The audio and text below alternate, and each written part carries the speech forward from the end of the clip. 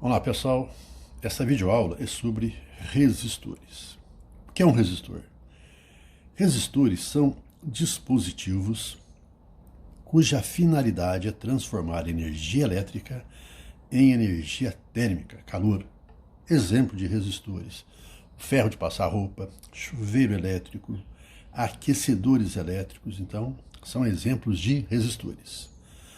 Os resistores oferecem resistência, ou seja, uma dificuldade à passagem da corrente elétrica, devido às colisões das cargas elétricas da corrente elétrica com a sua estrutura atômica, provocando o seu aquecimento. Esse aquecimento é conhecido por efeito Joule. Então, o efeito Joule é esse aquecimento essa resistência à passagem da corrente elétrica que os resistores oferecem, que cria essa dificuldade. Então, resistor cria dificuldade, resistência à passagem da corrente elétrica. E isso vai fazer com que eles fiquem aquecidos, aqueçam, produzam calor. Então, aí está a transformação da energia elétrica em energia térmica. Esse aquecimento é conhecido por efeito Joule. Aqui já tinha falado em outra aula. Aqui está o símbolo de um resistor, essa serrinha, Então aqui, esse resistor é representado por essa figurinha aí. A unidade de medida de resistência elétrica é o ohm, uma nova unidade agora que vocês vão trabalhar aqui, ohm, tá vendo? O símbolo é essa letra grega aqui, ohm, certo? Ela é a unidade de medida de resistência elétrica, certo? Vamos lá, primeira lei de Ohm. Quando submetemos um resistor a diferentes tensões, ou seja, a diferentes DDPs, diferentes correntes elétricas irão percorrê-lo. Vamos entender isso aqui então. Se eu pegar aqui um resistor, vou desenhar aqui um resistor, vamos lá. Eu tenho aqui um resistor. Vamos desenhar aqui um resistor. Pronto.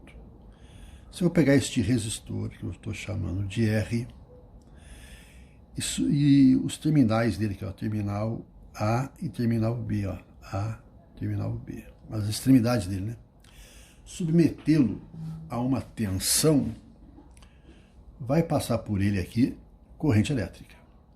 Então, como é que eu submeto esse resistor a uma tensão? É só ligar aqui aos terminais dele o quê? Um gerador. Ok? Um gerador. Aqui o gerador aqui, certo? Então já tinha também falado com vocês do símbolo de um gerador, Esse bracinho maior aqui é o polo positivo do gerador e o menorzinho é o polo negativo. Então, se eu ligar então este gerador aqui ao meu resistor, vai passar uma corrente elétrica aqui. Agora eu pergunto, qual é o sentido da corrente elétrica que vai percorrer esse resistor aqui? Lembrando que o sentido convencional, que é o sentido que a gente trabalha, é o movimento de cargas positivas. Cargas positivas, então, sairiam aqui do polo positivo em direção ao polo negativo. Então, conclusão, a corrente elétrica aqui está no sentido horário, não é isso? Então vai sair uma corrente elétrica aqui, nessa direção, vai subir, vai para a direita, atravessa o resistor. Ao atravessar o resistor, a energia transportada pela corrente elétrica vai aquecê-lo, vai aquecer o resistor. Aí ela sai por aqui, desce e volta, e fica circulando. Então aqui está a corrente elétrica aí, a corrente elétrica que vai circular esse resistor. Então, digamos que esse resistor R, submetir aqui a uma DDP, vou chamar aqui de DDP U1. Então, gerou aqui uma corrente I1, tudo aqui I1, não é uma corrente, ok? Mesma corrente elétrica, então fica circulando aí. Só lembrando aqui o seguinte, toda vez que você tiver um fio condutor ideal, aqui é um fio condutor ideal, aqui o gerador e aqui o resistor, né? Em qualquer ponto do fio, a DDP é a mesma. A DDP não, o potencial é o mesmo. Então, se aqui eu chamei de A, aqui também vai ser A. E aqui também vai ser A. Então, em qualquer ponto aqui deste condutor, o potencial é o mesmo, tá? Agora aqui eu chamei de B. Então aqui também eu vou chamar de B e aqui também eu vou chamar de B. Em qualquer ponto aqui o potencial é o mesmo. Então nessa situação 1 aqui, ó, o que eu estou fazendo? Eu submeti este resistor aqui, R, a uma DDP 1 e gerou uma corrente I1.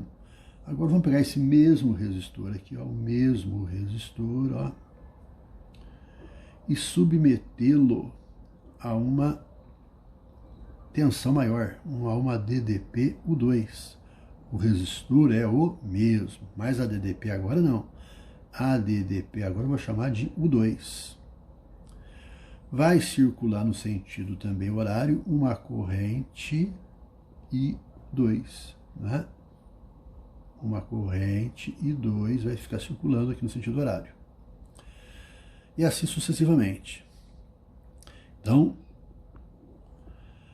se eu pegar o mesmo resistor e submetê-lo a diferentes tensões, aqui ó, o 2, diferentes correntes irá percorrer, ok?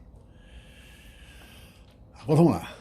Se a razão entre as tensões aplicadas ao resistor e a respectiva corrente elétrica e a respectiva correntes elétricas que o percorre for constante, chamamos a esse resistor de resistor ôhmico, certo? Resistor ôhmico. E essa constante chamamos de resistência do resistor. Ou seja, voltando ao exemplo de cima ali, ó. Primeiramente, o que eu fiz? O que eu fiz em cima? Eu peguei esse resistor, apliquei uma tensão 1.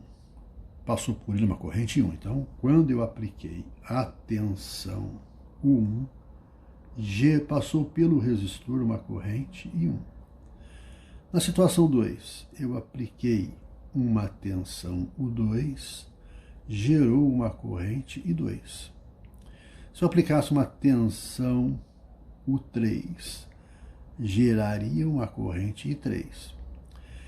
Se essa razão entre a tensão aplicada e a corrente gerada for a mesma, tá vendo aqui, ó, U2 dividido por I2, U3 dividido por I3, se essa razão for constante, esse resistor é chamado resistor ôhmico.